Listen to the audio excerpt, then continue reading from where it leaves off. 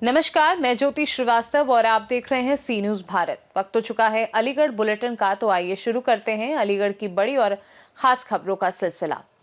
अलीगढ़ में नगर आयुक्त प्रेम प्रकाश मीणा ने वार्ड 83 में नगरीय जन सुविधाओं को प्रभावी बनाने और क्षतिग्रस्त मुख्य मार्ग की शिकायत पर संज्ञान लेते हुए पार्षद मुशर्रफ हुसैन सहित स्थानीय नागरिकों के साथ करबला रोड शाहजमाल क्षेत्र का निरीक्षण किया, जहां करबला से निबरी जाने वाली सड़क और रोरावर पुलिस चौकी के आगे कच्ची सड़क की स्थिति पर संबंधित अपर अभियंता को तत्काल निर्माण के लिए व्यय अनुमान तैयार करने के निर्देश दिए। निरीक्षण के दौरान त्वरित कार्यवाही और स्वयं मौके पर पहुंचने पर वार्ड की जनता ने नगर आयुक्त को शॉल उड़ाकर आभार व्यक्त किया। नगर आयुक्त ने बताया कि वार्ड 83 में सड़क, नाली व खरंजा निर्माण के प्रस्ताव तैयार किए जाएंगे तथा नालियों, सड़कों और गलियों की सफाई के लिए 3 दिवसीय विशेष अभियान चलाया जाएगा। इसमें आपके द्वारा भ्रमण किया गया है, क्या-क्या समस्या पाई गई है?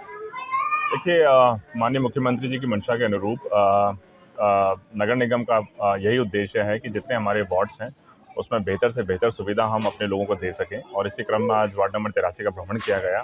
यहाँ पर रोड की स्थिति, नाली की स्थिति, लाइट की स्थिति या अन्य कोई अवस्थापना या मूलभूत सुविधा की अगर किसी तरह की कमी है उसका आकलन किया गया है और जो कमियां हैं इनको अब नगर निगम अलीगढ़ द्वारा दूर करवाया जाएगा। सर, ये रोड है, 2 रोड जो बताए पार्षद जी ने, काफ़ी टाइम से विलम्ब थे, क्या इनके आदेश आपके दिए हैं, क्या जाएगा? देखिए, उसी क्रम में आज आके देखा गया है मौके पे कि एक्चुअली क्या इशू है, कितनी रोड लेंथ है, कितना बजट होगा और उसी के अनुरूप जैसी शासन की मंशा है इसमें अग्रिम कार्रवाई की।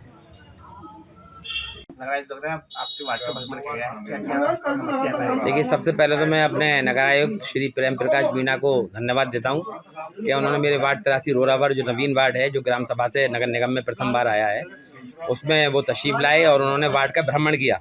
मैं उसके लिए वो बधाई के पात्र हैं कि वो उन्होंने मेरे वार्ड का भ्रमण किया और जो समस्याएँ थी यहाँ की, जो मेन समस्या थी हमारा मरघट वाला रोड जो कि पूर्णतः क्षतिग्रस्त है, उसको बनवाने का, और एक रोड ये करबला वाला रोड जो मदर की कोठी तक जाता है, ये पूर्णतः क्षतिग्रस्त है। इसमें रोज़ दुर्घटनाएं होती रहती हैं, ई रिक्शा पलटते रहते हैं, हमारे भाइयों के, बहनों के कई बार फ्रैक्चर भी आ गए हैं। तो इसका बहुत पीड़ा थी, मुझे बहुत दिन से पीड़ा थी और मैं अपनी बात नगर निगम में और बोर्ड में उठाता रहा था। तो आज मुझे नगर आयुक्त जी ने समय दिया और उन्होंने पूरे वार्ड का मेरा भ्रमण किया और जो मैंने मांगे रखी थी उनके सामने, उन दोनों के लिए उन्होंने एस्टीमेट पुटअप किए हैं और बहुत जल्द मरघट वाला रोड जो जफर भाई टेंट वालों तक है, मरघट चौकी से और नई ईदगाह से लेके मदर की कोठी तक का जो रोड है, बहुत जल्द आपको इंशाल्लाह ताला सीसी का बनने को मिलेगा। ये मैं खुशखबरी अपने वार्ड के आवाम को देना चाहता हूँ। अलीगढ़ से सी न्यूज संवाददाता संजीव शर्मा की रिपोर्ट। अलीगढ़ थाना बन्ना देवी क्षेत्र के एक होटल में देर शाम प्रेमी प्रेमिका के बीच हुए झगड़े के बाद प्रेमी की संदिग्ध परिस्थितियों में मौत हो गई। दोनों लिविंग रिलेशनशिप पर रह रहे थे। परिजनों ने प्रेमिका पर हत्या का आरोप लगाया है, जबकि प्रेमिका का कहना है कि युवक ने फंदे से लटक कर आत्महत्या की है। पुलिस युवती से पूछताछ कर रही है। शव को पोस्टमार्टम के लिए भेज दिया गया है। इंस्पेक्टर के अनुसार जीशान गले में कोई उसके निशान नहीं मिला है। मामला संदिग्ध है। पोस्टमार्टम रिपोर्ट से मौत का कारण स्पष्ट होगा। पुलिस सीसीटीवी कैमरे के फुटेज भी खंगाल रही है। अरे बता, हाँ बता। मेरी लड़ाई हो गई, वो जैकेट डालने आए वॉशिंग मशीन में। अच्छा, तो मैंने उनसे ये कही, मैंने कि मैं तुम्हें कपड़े ना दूंगी।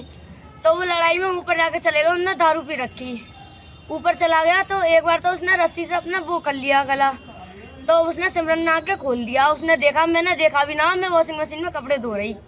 तो फिर उनने गला खोल दिया। जब तो सैया तो दोबारा मुझसे कह रहा कि तू नीचे जा, तू नीचे जा। मैं नीचे चली गई। जब तुम्हें दिख रहा हो फांसी लगा दी है, रुक जा, चुप रह, बता। मैं नीचे चली गई तो क्या क्या मैं फिर दोबारा मैं नीचे चली गई। तो मैं दोबारा से ऊपर जाकर देखा तो मतलब कि गले में वो लटक रहा और मुंह से झाग निकल रहे, रस्सी लटक रही गले में। कौन सी जगह कौन सी है? जगह मसूदाबाद है। क्या था वो? क्या था मसूदाबाद पे? रूम था कि तुम्हारा घर था? मैं क्या था बताओ। मतलब वहाँ पे मैं रहती थी। तुम्हारा घर था अपना? क्या क्या अपना घर नहीं है। क्या चीज है वो मसूदा? तुम क्या होटल है वो। क्या होता है उसमें? वहाँ क्या होता है? एक मिनट, किसका होटल है वो? वो अंकल का है, कमल नाम है उनका। क्या नाम है होटल का? देव होटल। कितने बजे गई थी तुम? सुबह से वहीं थे हम वहाँ पे। कितने बजे? टाइम बताओ, टाइम सुबह। अरे एक मिनट, सुबह में टाइम? टाइम ना मालूम मुझे, वो तुमने कॉल करी होगी? कल से वहीं थे वो मेरे पास ही। कितने बजे? रात से, दोपहर से? कल से ही वहीं थे। टाइम पता होगा? कल रात को भी वहीं थे, सुबह भी वहीं थे। अरे दोपहर में या सुबह में कब गए थे? गाड़ी चला के, समीर भैया की गाड़ी चला के तुरंत ही चले गए, वहाँ पे आ गए। फिर दूसरे दिन गाड़ी न चलाई उनने, वहाँ पे रहे और आज भी वहीं पे रहे। अभी तुम होटल से ही आए हो अभी? हाँ वहीं से। अरे होटल में होता क्या उसमें? कुछ ना होता, रूम देते हैं उसमें। अच्छा, तो तुम लोग रूम लेके रहते हो उसमें? हाँ वहाँ पे रूम। कब से रह रहे हो? कल से रूम लिया था। कौन कौन थे तुम दो ही थे और भी था? हम दो थे और मतलब सब लोग थे वहाँ पे। सब अब ये लोग लेडीज जो आई थी कौन कौन थी ये? वो वहीं की लड़कियाँ हैं। नाम बताओ। एक तो सिमरन है, उनने देखा था समय पहले और जाके। तुम्हारा क्या नाम है? काजल। और सिमरन कौन सी थी? सिमरन है अभी आई थी? हाँ, ना वो आई ना यहाँ पे। ये कौन था जो लड़की आई थी अभी? ये मेरी दोस्त है मुस्कान। और दूसरी कौन थी? और वो कोई नहीं। दो ही आए थे तुम? हाँ, वही। अच्छा, और रूम में कौन कौन था? कोई ना था, तुम दो ही थे बस? रूम में ना लगाई, ऊपर जाके लगाइए। मतलब जीना है, जीने पे मतलब वो बजटपुर होटल के ही तो, होटल हाँ के। हाँ, मतलब इधर वो तो पार्किंग कैमरा चेक हो जाएगा सब। पार्किंग में लगाई है। सब कैमरा चेक हो जाएगा। नाम आपका? मेरा नाम रेहान है। तुम्हारे पिताजी का? मोहम्मद एहसान। कहाँ रहते हैं आप? आसिफ नगर जमालपुर। थाना कौन सा लगता है? थाना सिविल लाइन। ये युवक कौन है आपका? ये भाई है मेरा बड़ा, क्या नाम है? मोहम्मद जीशान। क्या घटना हुई है? घटना बताइए। क्या घटना जानकारी ये मिली है कि उसको देव होटल में उसकी बॉडी मिली है। तो लड़की बता रही थी कि पहले तो कि उसने कुछ खा लिया है, तो उसकी वजह से दौड़े पड़ गए। जब पुलिस वालों ने कुछ उसके ऊपर थोड़ा जरा कार्रवाई करी थी सही से, तो बोल रही थी क्या नाम है कि उसने फांसी लगाई है। फिर उन्हें बयान बदलती रहती है लड़की, अपने बयान कई बार बदल दिया उसने लड़की ने हॉस्पिटल के अंदर मलकान सिंह के। फिर आपने कहाँ देखा अपने भाई को? हमने हॉस्पिटल में देखा था जब गए थे हम। कॉल करके बुलाई थी हमें। तो लड़की को जानते हो आप? नहीं नहीं, कौन है वो लड़की? उस लड़की को जानते नहीं हम। आप नहीं जानते लड़की नहीं। कौन है? जी, तो उसने आपके पास फोन किया था? फोन करा था, भाई के फोन से करा था। और आपने कहाँ देखा अपने भाई को? किस अवस्था में देखा? हमने देखा था हॉस्पिटल में, देखा था मलकान सिंह जो है उसके अंदर देखा था। बिल्कुल खत्म थे, मतलब कुछ बॉडी में कुछ बचा नहीं था। हॉस्पिटल वालों का भी यही कहना है कि जब लेकर आए थे हॉस्पिटल के अंदर, लड़की लेकर आई थी तो उनके अंदर कुछ बचा नहीं था। और बाहर के लोगों का ये भी कहना है कि उधर की साइड में क्या नाम है, ये जो है रसलगंज जो है ना, उधर की साइड में लड़कों ने 3 लड़कों को ले आता हुआ भी देखा था, उसकी बॉडी को पैर खिंचड़ता हुआ। तो उसके राइट पैर में भी चोट आई हुई है। हमारे भाई के? जी। अच्छा, डॉक्टर से बात हुई? क्या बताया डॉक्टर? डॉक्टरों ने बताया कि लेडीज लेके आई हैं और वहाँ के बाहर के लोगों का कहना है कैमरे भी चेक करवाने की कहा था लोगों ने, कि कैमरे चेक करवा लो। 3 लड़के ले आते हुए नजर आए हैं, युवक। क्या लगता है तो आपको?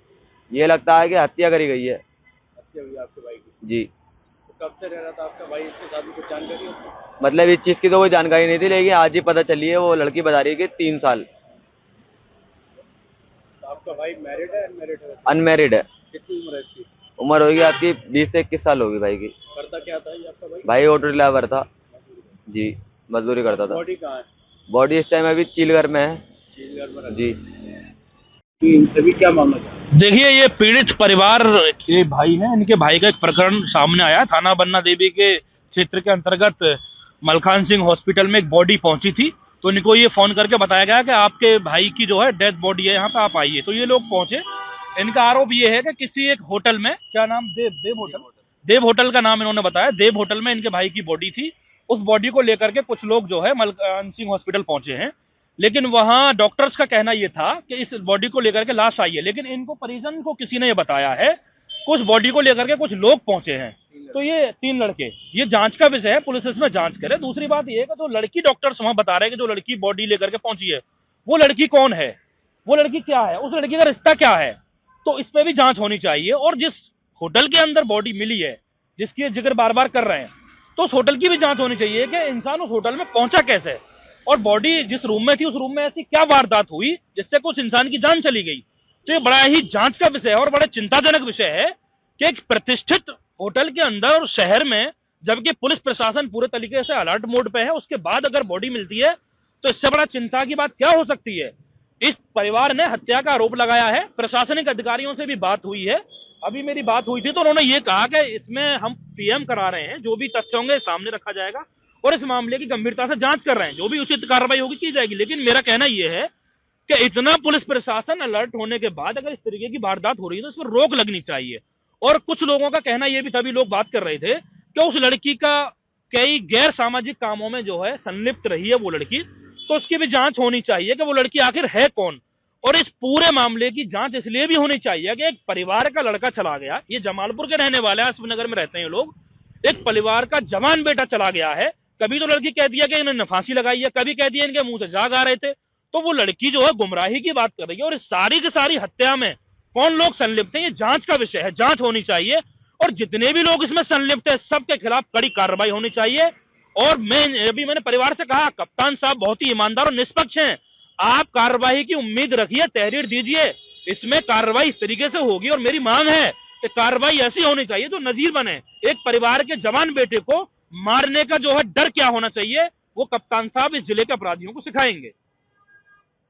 अलीगढ़ से सी न्यूज संवाददाता संजीव शर्मा की report. Aligarh Indian academy of paediatrics की अलीगढ़ शाखा को राष्ट्रीय स्तर पर बड़ी उपलब्धि मिली है, जहां जनवरी में कोलकाता में आयोजित IAP की राष्ट्रीय कॉन्फ्रेंस का उत्कृष्ट सामाजिक व शैक्षणिक कार्यों के लिए देश की दूसरी सर्वश्रेष्ठ शाखा का पुरस्कार पूर्व अध्यक्ष डॉक्टर विकास मेहरोत्रा को प्रदान किया गया। मैरिज रोड स्थित एक रेस्टोरेंट में आयोजित प्रेस वार्ता में अध्यक्ष डॉक्टर प्रदीप बंसल ने इसे सामूहिक प्रयासों का परिणाम बताया। वहीं सचिव डॉक्टर अभिषेक शर्मा ने जानकारी दी कि वरिष्ठ बाल रोग विशेषज्ञ स्वर्गीय डॉक्टर GP लाल की पुण्यतिथि पर 22 जनवरी को पन्ना लाल अस्पताल में बाल स्वास्थ्य योजना के तहत स्वास्थ्य शिविर लगाया जाएगा। कोषाध्यक्ष डॉक्टर नीलम मंदार ने अभिभावकों से अधिक लाभ उठाने की अपील की और संरक्षक डॉक्टर AK द्विवेदी ने बच्चों के स्वास्थ्य को लेकर निरंतर कार्य जारी रखने की बात कही। इस दौरान doctor Sanjeev Kumar, doctor Devesh Agarwal, doctor Rohit Washne और डॉक्टर अनूप कुमार भी मौजूद रहे।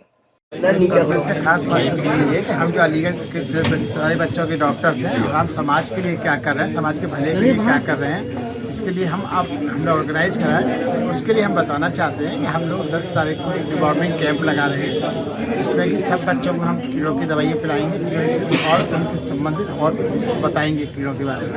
13 फरवरी को हम लोग एक खून की कमी की जो बीमारी होती है, जो अक्सर बच्चों में पाई जाती है, लड़कियों में ज़्यादा पाई जाती है, उसके लिए हम लोग एक camp Uday Singh inter college में 13 तारीख को लगा रहे हैं। एक तीसरा कैंप हम लोग जो है 22 फरवरी को लगा रहे हैं, डॉक्टर पन्नालाल साहब की पुण्यतिथि के दिन। वो एक जनरल कैंप होगा, 11 बजे से 2:30 बजे तक जनरल कैंप होगा, निःशुल्क होगा उसमें, और जो जांचें भी करी जाएंगी उस पर 40% की रियायत दी जाएगी। 2:30 बजे के बाद में अलीगढ़ के सारे पीडियाट्रिशियंस और मेडिकल कॉलेज के पीडियाट्रिशियन वो 2:30 बजे से लेकर 5 बजे तक वहाँ पर निःशुल्क अपनी सेवाएँ देंगे, और जितने भी वहाँ पर जांचें होंगी वो भी बहुत ही रियायती दर पर दी जाएंगी। बाकी हम लोगों का इस साल का यही एक थीम है कि जो पेशेंट का और पेशेंट के अटेंडेंट का और डॉक्टर के बीच में जो एक संबंध की दरार आती जा रही है, हम उसको दूर करना चाहते हैं आपसी संवाद से। इसलिए हम पूरे साल इस तरह के बहुत से प्रोग्राम करेंगे, जिससे बच्चों के माँ बाप भी आएँ और उनकी जो भी क्वेरी होती है बीमारियों के बारे में, एक हेल्थ अवेयरनेस है, लोग भी समझें कि बीमारी का संबंध गंदगी से होता है और इन्फेक्शन से होता है, पोल्यूशन से होता है, खाली दवाइयों का ही काम नहीं है। हम चाहते ही हैं, हम सारे बच्चों के डॉक्टर, कि बीमारी हो ही ना, सारा ध्यान हमारा इस पर केंद्रित रहेगा। वहीं जिससे बच्चों का आपने जो पेरेंट्स और आप डॉक्टर के बीच का डेथ हो, कहाँ से मानते हैं, कैसे आ रहा है समाधान? ये इसलिए आ रहा है कि जो पेरेंट्स हैं उनको इतनी ज़्यादा अभी बीमारियों के बारे में, डॉक्टर्स जो बच्चों के डॉक्टर हैं उनको जितनी जानकारी है उनको नहीं है। अब बच्चों का डॉक्टर हार्ट मरीज को तो समझा नहीं सकता, जो मरीज उसके बारे में उसको भी डिटेल में बता सकता है। इसको महंगाई को भी मानते हैं कि तो डॉक्टर की फीस महंगी होती है, बड़े डॉक्टर पास जाने से आदमी बचता है पैसे के लिए, गूगल से पढ़ के मरीज आते हैं। फीस का एक अलग मसला है। फीस तो देखिए, जितना बड़ा डॉक्टर होगा फीस, आप अगर आप बड़े शहरों की तुलना करें तो अब भी अलीगढ़ में मेरे ख्याल से बहुत सस्ती डॉक्टरी हो रही है। अगर आप वही मरीज जो है तो अलीगढ़ के हिसाब से तो मेरे ख्याल से बहुत ज़्यादा महंगी कोई किसी बच्चे की फीस नहीं है। उसे संवाद करें समस्या है समय से पहुँचे, झोला झापों से बचें और सोहे इलाज ना करें। अपने इलाज में बहुत खतरनाक है। नहीं, जैसे बच्चों के विकास में कुछ जब मोबाइलों को देखा जा रहा है, कमी आ रही है, उसको क्या मानते हैं, उसको कैसे आपको उसमें 0 से 2 बजे तक के बच्चे को कृपया मोबाइल से दूर रखें। वो खाना खाना एक अलग काम है, मोबाइल देखने एक अलग काम है। माता पिता बच्चों को समय दें और अगर कोई समस्या लगती है तो अति शीघ्र निकटवर्ती डॉक्टर के पास, बजाय कि स्वदेह इलाज करना या नीम हकीम या जड़ी बूटी करना, ये बहुत जरूरी है। बच्चों में मोबाइल से किस तरीके की प्रॉब्लम आ रही है? बच्चे बोल नहीं पा रहे हैं, बच्चों में दिमाग का सर्वांगीण विकास नहीं हो रहा है, बच्चों में हाइपर एक्टिविटी की समस्या आ रही है, बच्चों में वर्चुअल ऑडियंस की समस्या आ रही है। ये सब समस्या से हम बच सकते हैं अगर पूरी बात ध्यान रखें। इस तरह का मैसेज देना चाहेंगे कि इस चीज़ से बचना। मैसेज एक ही है कि जो नेचर ने आपको दिया वो खाइए, फल खाइए, सब्जियाँ खाइए, प्ले ग्राउंड में जाइए, जो हम लोग करते हैं, चूँकि हम लोग पुरानी अपनी संस्कृति की उस तरफ दौड़िए, मोबाइल को दूर रखिए, आर्टिफिशियल चीज़ों को कम खाइए, डिब्बाबंद चीज़ों को कम खाइए, घर का खाना खाइए, व्यायाम कीजिए, योगा प्राणायाम कीजिए और घर में एक संवाद की स्थिति बनाएगा। कोई भी समस्या हो तो हम बच्चों डॉक्टर आपकी सेवा में आना चाहिए। ये क्या मकसद है इसका? आज हमारी प्रतिबद्धता मेन थी कि हमारी जो अलीगढ़ शाखा है उसके इतने 2 साल से लगातार जो कार्य कर रही थी, सामाजिक कार्य है, शैक्षिक कार्य है और समाज में जाके जो अच्छे काम किए हैं, उसके लिए हमारे केंद्रीय नेतृत्व ने उसको 2nd बेस्ट ब्रांच का अवार्ड दिया था। एक तो उसके बारे में आपको बताना था। दूसरा, हमारी फरवरी में जो अलीगढ़ शाखा जो कुछ एक्टिविटीज़ करने जा रही है उसके बारे में आपको बताना, ताकि आप उसका ज़्यादा से ज़्यादा प्रचार करें, ताकि हमारी अलीगढ़ की जनता उसका ज़्यादा से ज़्यादा फ़ायदा उठा सके। जैसे 10 फरवरी को हम एक एडवर्टाइज जो डिवॉर्मिंग डे बोलते हैं, जो सरकार बनाती है हर 6 महीने बाद, 10 फरवरी को हम अपने क्लिनिक्स पर उसको डिवॉर्मिंग डे बनाएंगे, लोगों को निःशुल्क दवाइयाँ वितरित करेंगे कीड़े की और उनको जागरूक करेंगे कि कैसे बाजार चीज़ें नहीं खानी चाहिए जिससे कीड़े हमारे पेट में पहुँचे ही नहीं रास्ता। दूसरा, 13 फरवरी को हम एक एनीमिया डे पे Uday Singh Jain girls inter college में एक वहाँ पे जागरूकता दिवस मनाएंगे, शिविर लगाएंगे। वहाँ की जो लड़कियाँ पढ़ाई कर रही हैं गरीब तबके की, उनकी सारी जांचें करेंगे कि किन किन बच्चों में खून की कमी आई है, उनका हम इलाज भी करेंगे और ये प्रयास हमारा पूरे साल चलेगा।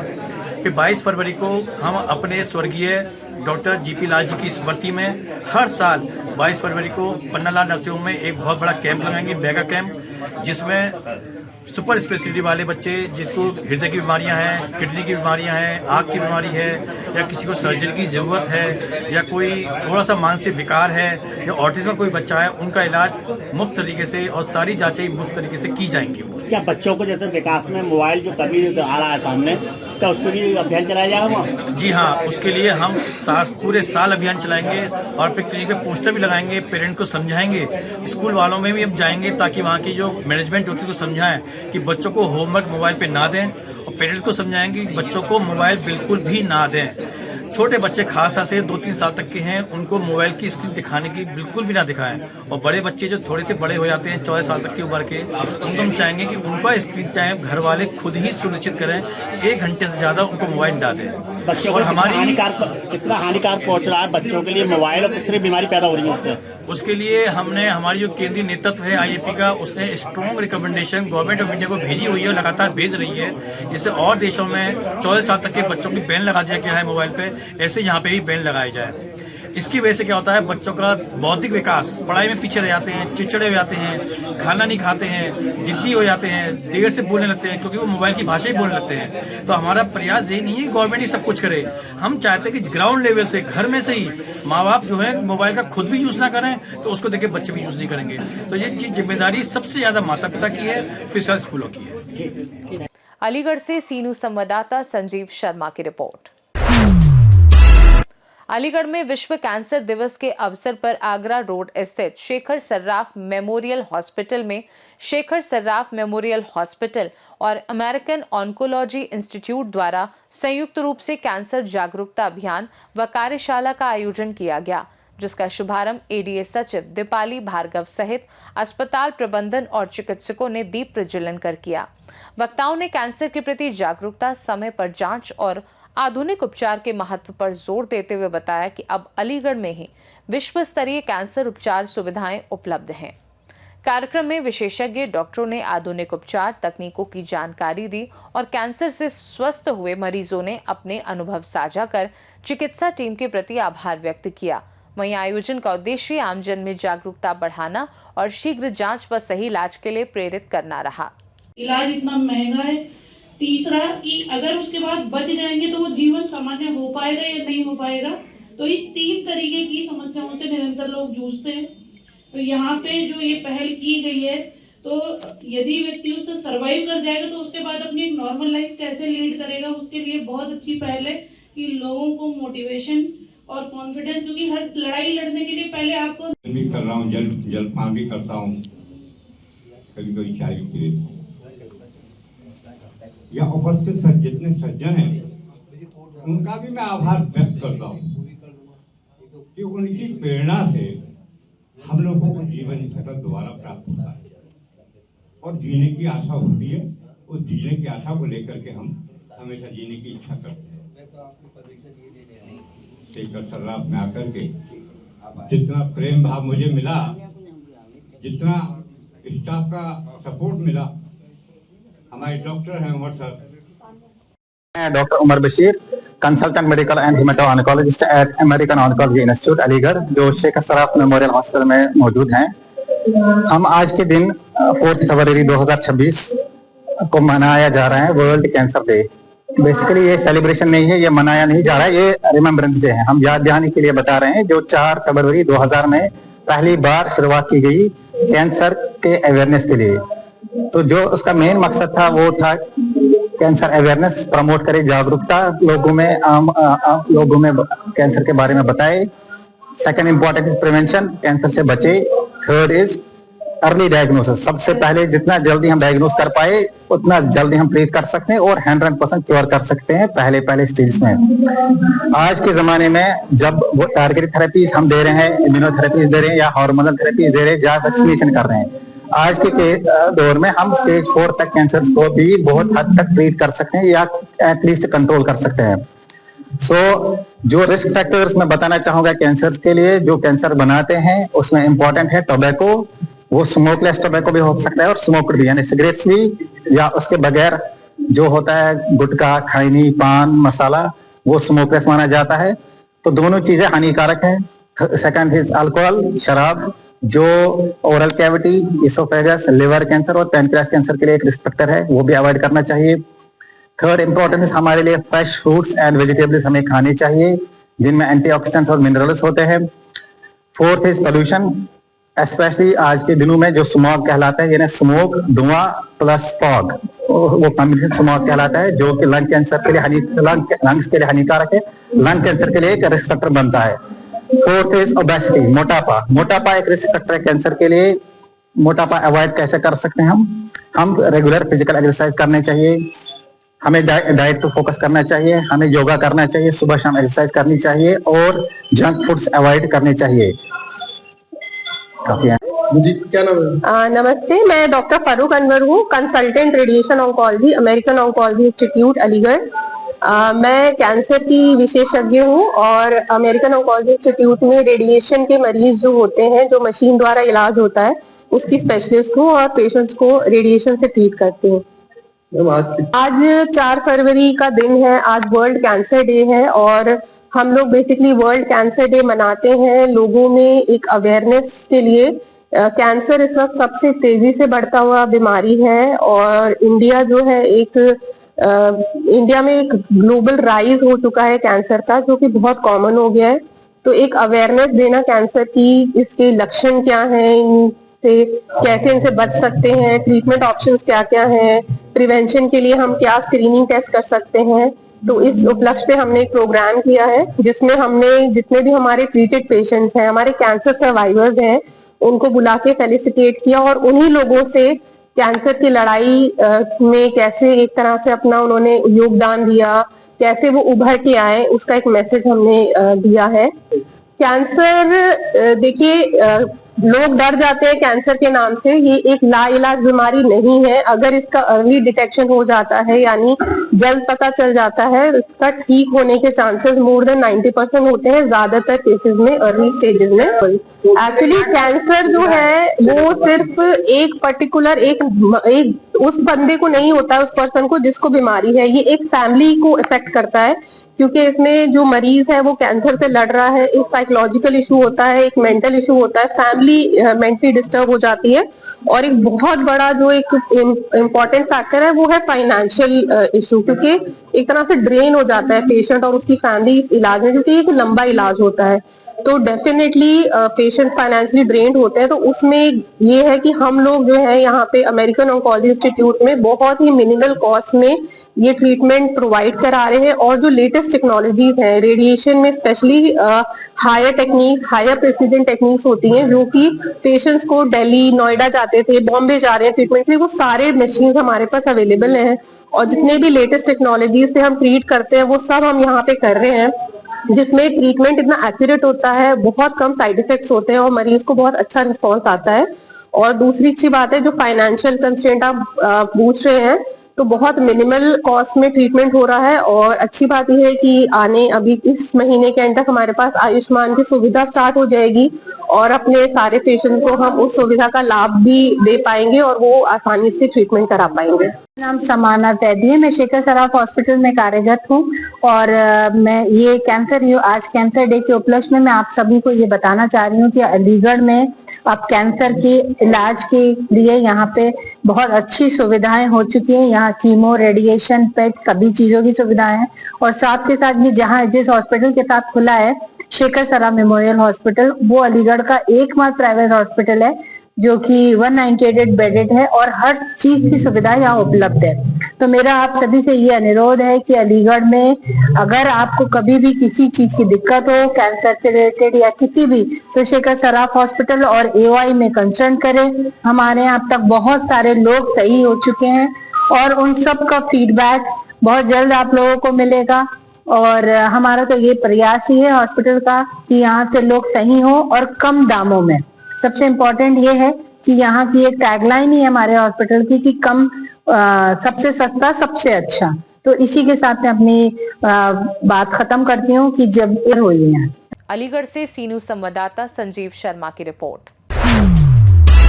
अलीगढ़ में सोशल मीडिया पर एक वीडियो वायरल हो रहा है जिसमें खैर रोड स्थित प्राचीन सिद्धपीठ खीर ईश्वर धाम मंदिर के गेट के सामने एक एम्बुलेंस द्वारा मोटरसाइकिल सवारों को टक्कर मारने का दावा किया जा रहा है, जिससे कुछ लोग घायल हो गए। वीडियो में एम्बुलेंस पर प्रकाश नामक लिखा बताया जा रहा है और आरोप है कि चालक नशे की हालत में था तथा एम्बुलेंस के अंदर बेहोश मिला। घटना की सूचना पुलिस को दे दी गई है और पुलिस मौके पर पहुंचकर मामले की जांच करने की बात कह रही है। अलीगढ़ से सी न्यूज संवाददाता संजीव शर्मा की रिपोर्ट। अलीगढ़ मुस्लिम यूनिवर्सिटी में एमबीए विभाग के प्रोफेसर नावेद खान को नया प्रॉक्टर नियुक्त किया गया है। उन्होंने कहा कि छात्रों और कैंपस की सुरक्षा उनकी प्राथमिकता होगी तथा सभी से समन्वय बनाकर विश्वविद्यालय में घर जैसा माहौल विकसित किया जाएगा। साथ ही सभी के हितों का ध्यान रखा जाएगा। प्रोफेसर नावेद खान पूर्व में डिप्टी प्रॉक्टर के रूप में भी सेवाएं दे चुके हैं और जल्द ही नई प्रॉक्टोरियल टीम का गठन किया जाएगा, जबकि इससे पहले ये दायित्व विधि विभाग के प्रोफेसर डॉक्टर वसीम अली संभाल रहे थे।